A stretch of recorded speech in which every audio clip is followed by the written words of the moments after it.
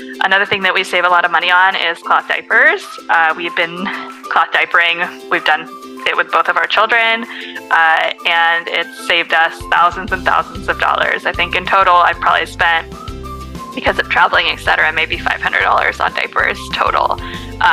And the cloth diapers, a lot of them I got for free, hand-me-downs from friends. We also accept hand-me-downs from all of our friends. I'm not bashful about it. I don't have any pride. I think it's great. No one really should need to buy kids' clothes. I feel like we could all just keep cycling these clothes over and over, and every child in the world could probably have, be clothed in what is currently available. We probably don't need to manufacture tons more clothes.